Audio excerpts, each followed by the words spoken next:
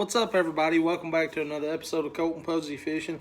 Today we're going to go over the top pre-spawn baits to catch fish and find fish during the pre-spawn. So guys, I'm going to cover everything from your highland reservoirs, your lowland reservoirs, and your river systems. Stay tuned.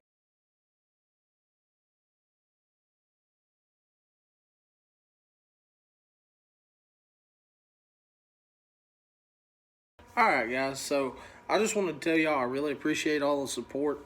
We're up to 155 subscribers. I haven't done a whole lot of advertising. I mean, I really appreciate it.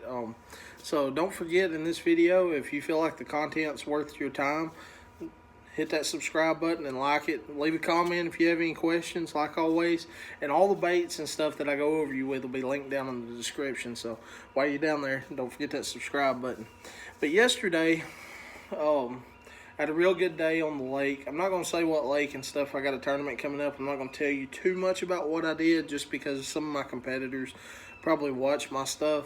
So I'm just going to kind of go over a few things. So to start out with, the water temperature yesterday when I got to the lake was 53 degrees. That's good. The water was clear. So, I mean, if the water would have been stained or something like that, it could have been warmer. So we've been getting a lot of rain, so I'm sure a lot of y'all's lakes and stuff that you fish is, got a lot of mud in it and stuff, so they're going to heat up a lot quicker, so the fish are going to go in that pre-spawn mode pretty fast. So, the last video I covered, not the last video, but a couple videos ago, I covered where these bass go during the pre-spawn. So I'm not going to go over too much of that, but anyways, if let's say it's 58 degrees the water temperature is, okay? I'm not talking about the outside temperature, but the water temperature is 58 degrees.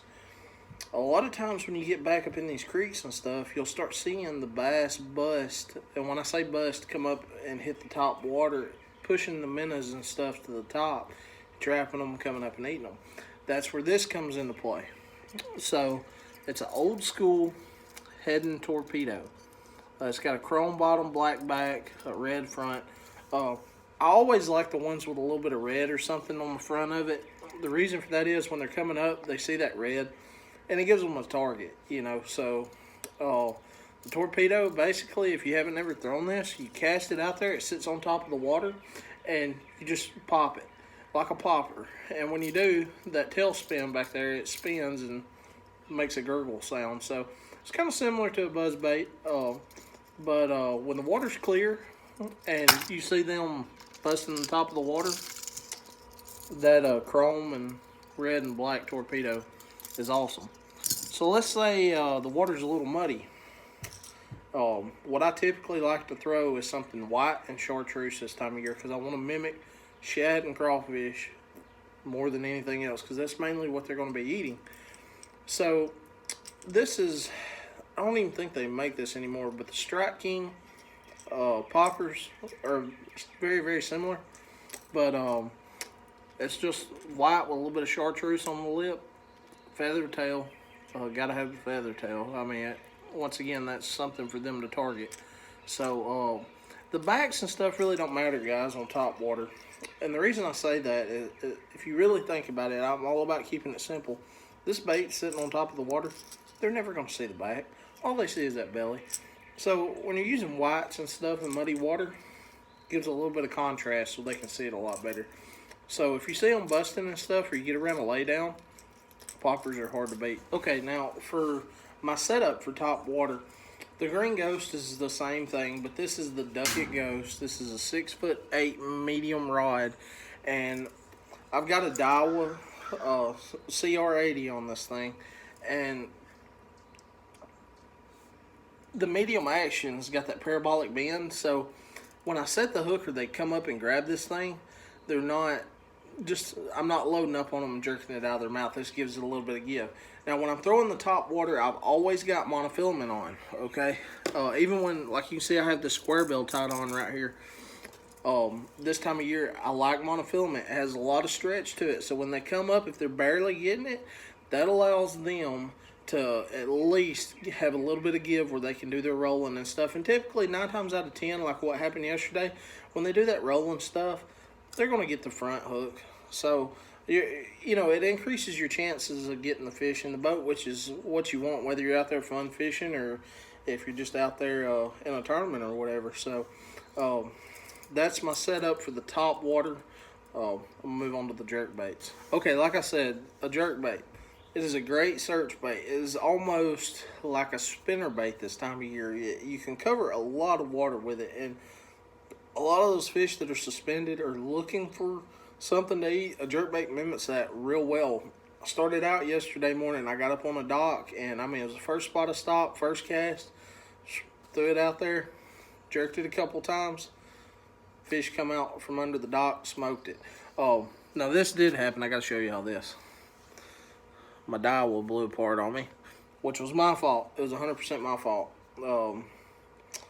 When I moved the thing, I guess when I moved the thing up, it hit the open part. And when I made a cast with it, I mean, it just blew apart. But I got to send it back. So, but anyways, I have the Strike King KVD jerkbaits. This is the oyster color. I want to use something white. I always want to have that contrast in the water. I want to be able to see it very, very well. This time of year, these fishes live deep all winter and they're moving up. They want something bright. The white ones are perfect to mimic that. Pink, anything like that, anything bright. A lot of chartreuse works great. I'm going to use the smaller one when they're shallower, so anywhere from 2 to 4 foot. This one right here shines. Now, if they're deeper, let's say they're 12, 13 foot, this one right here is perfect. It's got 3 hooks on it, 3 treble hooks. This thing gets down to about 10 foot. So you can, you know, stay a little bit above them. They'll come up and eat it. Once again, it's not like winter where I'm throwing it out there. Pop, pop, I stop for 10 seconds. Pop, pop, stop for 10 seconds. This time of year, I'm working it hard. I'm talking 3, 4, 5, stop for a second, 1, 2, stop for a second, 1, 2, 3, 4, stop for 2 seconds. I'm working it pretty fast. I'm looking for that reaction bite. I'm not looking for the smartest, biggest fish in the lake. I'm looking for the biggest, dumbest fish in the lake, if that makes any sense. So, now my setup, once again, it's the Duckett Ghost 6'8" medium.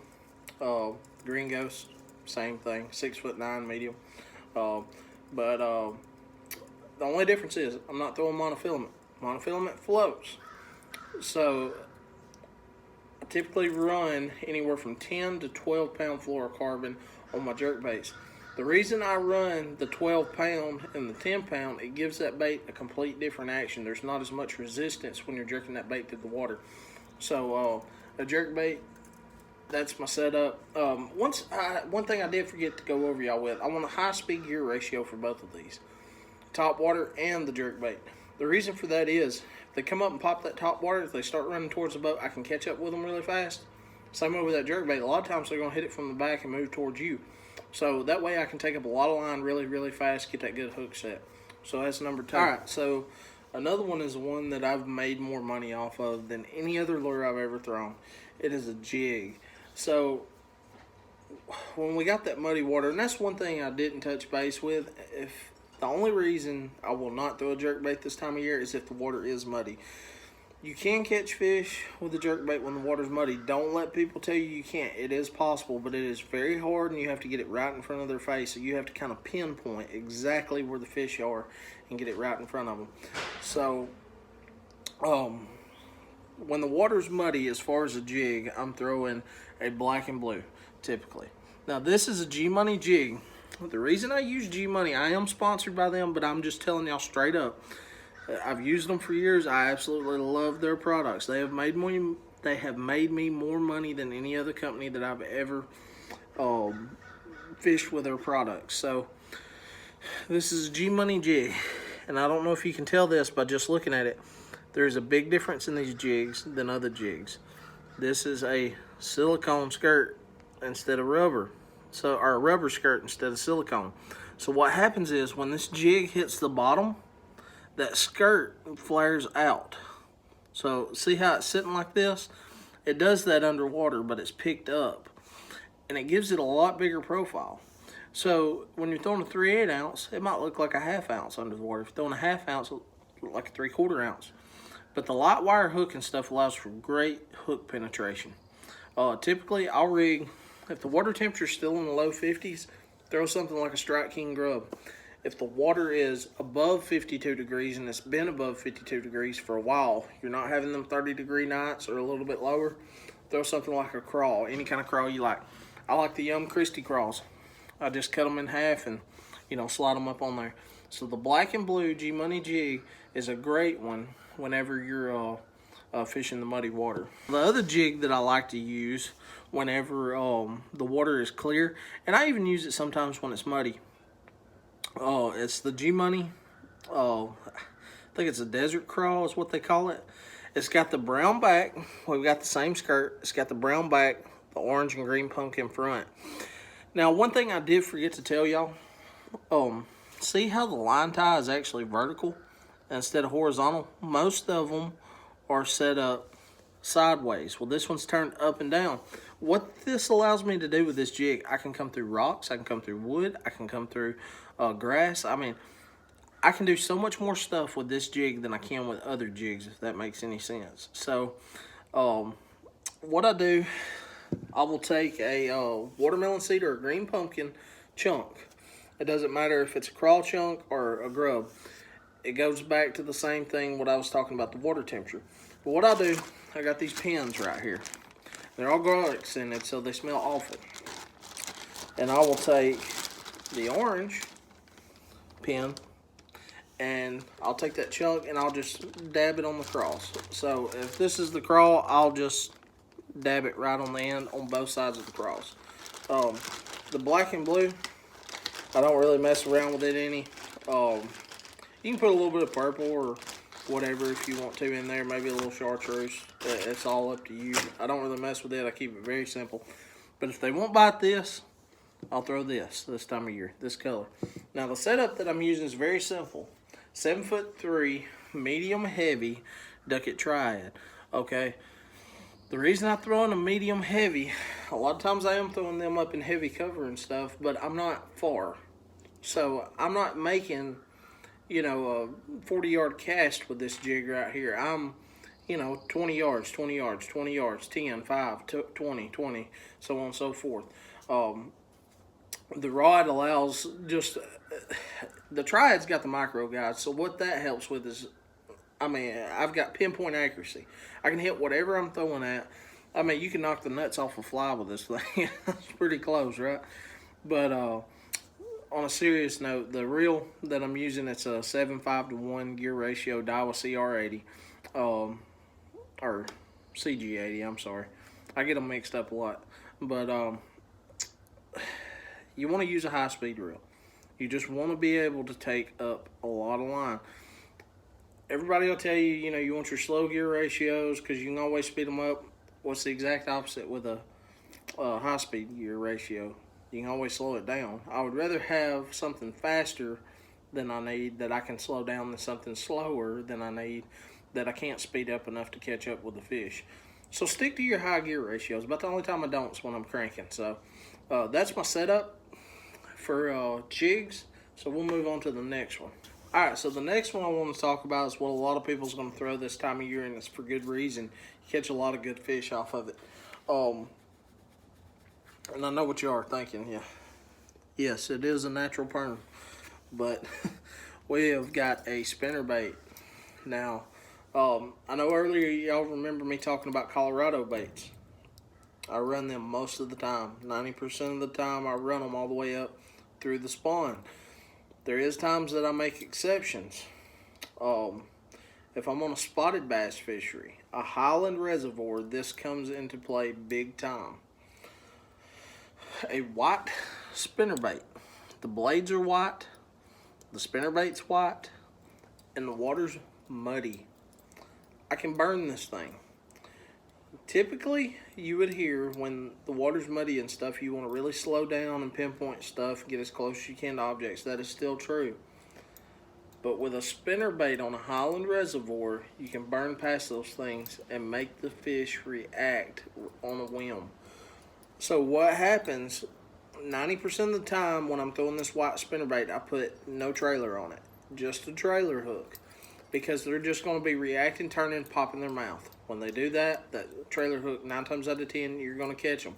If they start choking the trailer hook, take the trailer hook off. The white spinnerbait. Now, I'm not exactly sure what this is called. I bought it at a little tackle shop, K&S Outdoors in Guin, Alabama. I love these spinnerbaits. They're made to burn in covered water. This is a great product for them Highland reservoirs like I was talking about. Alright, now the last one that I want to talk about, the last spinnerbait. When that water is muddy or you're fishing a river system, this bait comes into big play. It displaces a lot of water. It causes a lot of interruptions in the spawn. Also, it's easy for the fish to misinterpret it as like an A-rig or a school of shad. So this is the Booyah quad blade spinnerbait, and I'm typically throwing the gold color. It mimics a lot of different things, but the quad blades, it just looks like a school of shad coming through there. The bass are not going to move to the creeks till the shad are in the creeks, and this is what they're after, shad and crawfish. So if those fish are active during the day, these right here are perfect.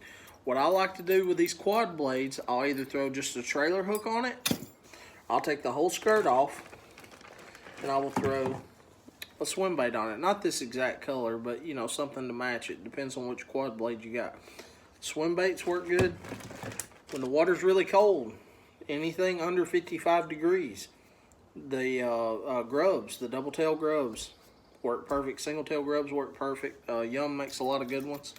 But this bait right here will save you a lot of time on a river system. Now, what I like to throw it on, this is a 7-foot medium heavy Duckett Triad. Now, the reason I like the medium heavy, I don't want something so flimsy that I can't make good hook penetration, but I want something that I can make very, very accurate casts, because you're going to be around a lot of docks and stuff this time of year. So the medium heavy is something that I grew up fishing with, and I just have I feel very, very confident and have a lot of control over my bait. I can pinpoint my spinnerbait where I want it. The reels that I use, I like the Daiwa Tatula. I want a high gear ratio just because if they hit it from the back, I can take up a lot of line really fast. I can carry over with those fish. Great drag systems. That's my setup for the spinnerbaits. Okay, so now the last thing we're going to talk about is something that played big in the Bassmaster Classic. And it works well in Highland rivers, Highland reservoirs, rivers, or lowland reservoirs, the whole 9 yards. That's the Rapala DT series. So when the water's muddy or I'm around riprap, so if the water's muddy or if it's clear and I'm around rocks, I'm going to be throwing like a DT6 or a DT10 in the crawl color. You will smoke a lot of big fish off this thing. One thing that I do like about the Rapala series, I'm a Gamakatsu person through and through. I absolutely love Gamakatsu products. I trust their hooks. They've landed me every fish that I've, you know, hung up and got in the boat. I trust them. But the Rapala series, you don't have to do anything to the hooks. You take this bait straight out of the pack, you tie it on, you throw it out there, you reel it in. That's all you do. Only thing you got to do is get it around fish. It'll handle the rest. The other one that I like to throw, if I'm in creeks and stuff, there's maybe clay banks and stuff like that, I'm throwing the brim color. So, once again, you ain't got to change the hooks or nothing. I'm throwing a solid brim color. This mimics the brim really well. The brim's going to be in the creeks with the big largemouth. A lot of the bigger females, that's what they're going to be eating, is brim and crawfish. So these baits are not necessarily to help you target numbers. I'm hoping to catch you your personal best, you know, during that time. The setup that I like to use is the Duckett Green Ghost. This is a 7-foot medium cranking rod. So it's a moderate action. It's got a lot of tip to it. I can make long casts with this thing and feel comfortable. I can feel everything. It's got the Sensi-Touch guides. So it's a very, very sensitive rod. The setup, as far as the reel, I throw a Daiwa. This is a CC80. Great reels for the money. They're like 50 bucks, 59 bucks, 60 bucks, something like that. They're wonderful. So guys, that's my setups. That's what I use during the pre-spawn most of the time. Highland, lowland, and rivers. So hope that helps. Feel free to comment if you have any other questions. I appreciate the support, guys.